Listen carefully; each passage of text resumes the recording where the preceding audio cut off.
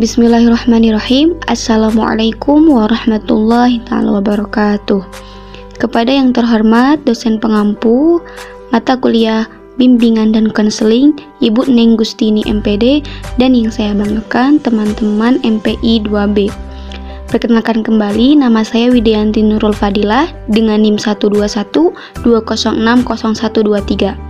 Di sini saya akan mempresentasikan tentang peran kepala sekolah dalam bimbingan dan konseling. Keberhasilan program layanan bimbingan dan konseling di sekolah tidak hanya ditentukan oleh keahlian dan keterampilan para petugas bimbingan dan konseling itu sendiri, namun juga sangat ditentukan oleh komitmen dan keterampilan seluruh staf sekolah, terutama dari kepala sekolah sebagai administrator dan supervisor. Sebagai administrator, kepala sekolah bertanggung jawab terhadap kelancaran pelaksanaan seluruh program yang ada di sekolahnya, khususnya program layanan bimbingan dan konseling. Karena posisinya yang sentral, maka kepala sekolah ini merupakan orang yang paling berpengaruh dalam pengembangan atau peningkatan pelayanan bimbingan dan konseling di sekolahnya. Sebagai supervisor, kepala sekolah juga bertanggung jawab dalam melaksanakan program-program penilaian, penelitian, dan perbaikan atau peningkatan layanan bimbingan dan konseling. Kepala sekolah juga membantu mengembangkan kebijakan dan prosedur-prosedur bagi pelaksanaan program bimbingan dan konseling di sekolah-sekolahnya. Untuk lebih terperinci, Dan Meyer dan Caldwell dalam Kusmitnatarjo 1992 menguraikan peranan dan tanggung jawab kepala sekolah dalam pelayanan bimbingan dan konseling. Nah, sebagai berikut bisa dilihat di PPT. Yang pertama, memberikan support administratif, memberikan dorongan dan pimpinan untuk program bimbingan dan konseling. Yang kedua, menentukan staf yang memadai baik segi profesinya maupun jumlahnya menurut keperluannya. Yang ketiga, ikut serta dalam menetapkan dan menjelaskan peranan anggota-anggota stafnya.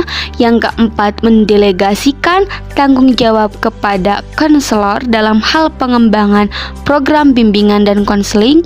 Yang kelima, memperkenalkan peranan para konselor kepada guru-guru, murid-murid, orang tua murid, dan masyarakat melalui rapat guru, rapat sekolah, rapat orang tua murid, atau dalam buletin-buletin bimbingan dan konseling. Yang keenam, berusaha membentuk dan menjalin hubungan kerja yang kooperatif dan saling membantu antara para konselor, guru, dan pihak lain yang berkepentingan dengan layanan bimbingan dan konseling. Yang ketujuh, menyediakan fasilitas dan material yang cukup untuk pelaksanaan bimbingan dan konseling. Yang kedelapan, memberikan dorongan untuk pengembangan lingkungan yang dapat meningkatkan hubungan antar manusia untuk menggalang proses bimbingan dan konseling yang efektif. Nah, berarti dalam hal ini, kepala sekolah hendaknya menyadari bahwa bimbingan dan konseling terjadi dalam lingkungan secara global, termasuk hubungan antara staf dan suasana dalam kelasnya. Yang kesembilan, memberikan penjelasan kepada semua staf tentang program bimbingan dan konseling dan penyelenggaraannya, atau in-service education bagi seluruh staf sekolah. Yang kesepuluh, memberikan dorongan dan semangat dalam hal pengembangan dan penggunaan waktu belajar untuk pengalaman-pengalaman bimbingan dan konseling, baik klasikal, kelompok maupun individual. Dan yang terakhir, penanggung jawab dan pemegang disiplin di sekolah dengan memberdayakan para konselor dalam mengembangkan tingkah laku siswa, namun bukan sebagai penegak disiplin. Sementara itu, Allen dan Christensen dalam Kusmitarjo sama 1992 juga mengemukakan peranan dan tanggung jawab kepala sekolah dalam pelaksanaan bimbingan dan konseling di sekolah, yaitu diantaranya Yang pertama, menyediakan fasilitas untuk keperluan penyelenggaraan bimbingan dan konseling. Yang kedua, memilih dan menentukan para konselor. Yang ketiga, mengembangkan sikap-sikap yang favorable di antara para guru, murid, dan orang tua murid ataupun masyarakat terhadap program bimbingan dan konseling. Yang keempat, mengadakan pembagian tugas untuk keperluan bimbingan dan konseling. Misalnya nih ya, para petugas untuk membina perpustakaan bimbingan, para petugas penjagalan testing, dan lain sebagainya. Yang kelima, menyusun rencana untuk mengumpulkan dan menyebarluaskan informasi tentang pekerjaan atau jabatan. Yang keenam, merencanakan waktu atau jadwal untuk kegiatan-kegiatan bimbingan dan konseling. Yang ketujuh, merencanakan program untuk mewawancarai para murid dengan tidak mengganggu jalannya jadwal pelajaran sehari-hari.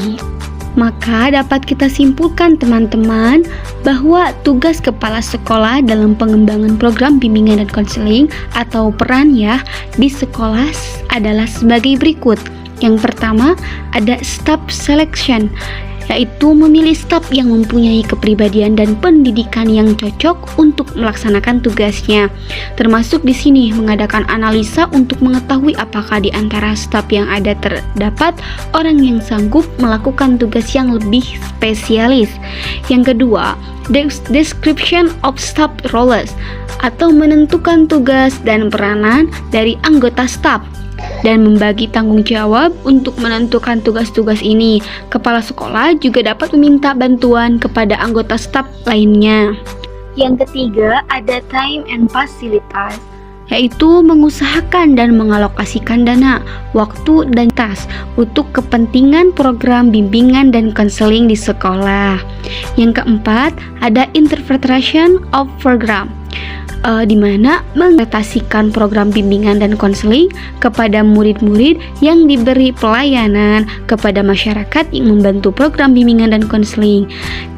Nah, dalam menginterpretasikannya, program bimbingan dan konseling mungkin perlu bantuan dari staf bimbingan dan konseling, tetapi tanggung jawab terletak pada kepala sekolah sebagai administrator. Sekian yang dapat saya sampaikan, mudah-mudahan bermanfaat. Mohon maaf apabila banyak kesalahan. Billahi taufiq wal hidayah. Wassalamualaikum warahmatullahi taala wabarakatuh.